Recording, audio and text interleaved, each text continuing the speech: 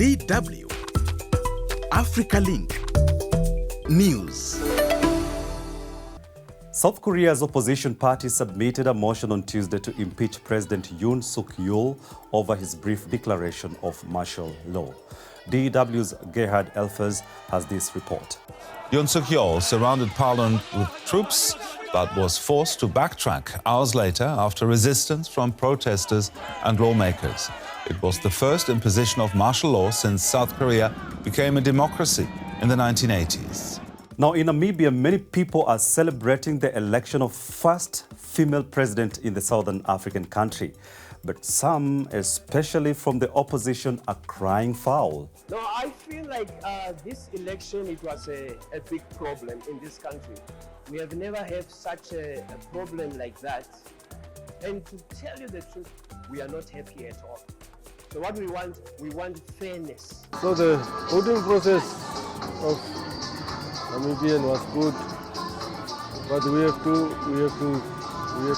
next time we have to, ECN must recommend us for at least 2 days to vote. Namibia's president-elect Netumbo Nandi-Ndaitwah of the ruling Southwest Africa People's Organization Party, or SWAPO, now has the daunting task of bringing the country together and fulfilling her campaign promises.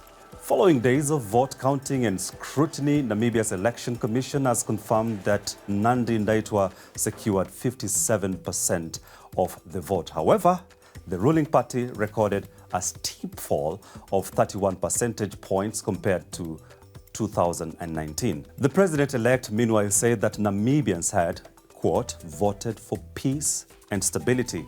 The largest opposition party, the Independent Patriots for Change, or IPC, says it will challenge the results in the court on claims of electoral malpractices. High unemployment, inequality, and government corruption continue to plague Namibia 34 years after gaining independence.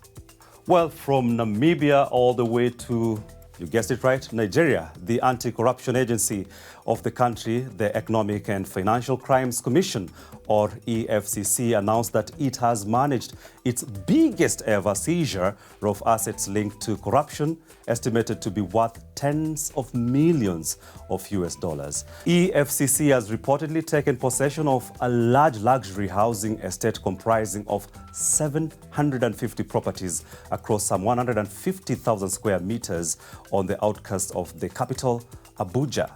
The EFCC said the estate belonged to a former high-ranking government official without sharing further details. And an unknown disease has been linked to the death of up to 143 people, most of them underage youths, in the southwestern Kwango province of the Democratic Republic of Congo in recent weeks.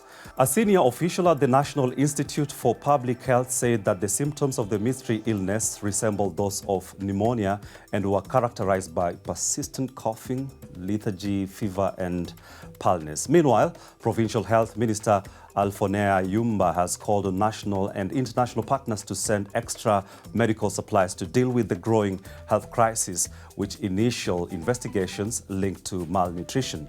The DRC is already facing severe effects caused by the Mpox epidemic, with more than 47,000 suspected cases at present and over 1,000 suspected deaths, according to the World Health Organization. Now, outgoing US President Joe Biden has promised more American investment in the African continent. But will this promise hold, given that the incoming president, Donald Trump, had a somewhat strange relationship with African countries in his previous presidency? Well, to some sports, I'm smiling now because Bayern Munich is out of the German Cup, the DFB-Pokal. The Bundesliga current leaders suffered a 1-0 defeat against defending champions Bayer Leverkusen. An early red card against goalie Manuel Neuer weakened the Bavarian team, and midway through the second half, a header by Nathan Taylor put Leverkusen in the lead. Bayer last won the trophy in 2020. Well, do you think Leverkusen will win DFB-Pokal again? Well, they won it last year.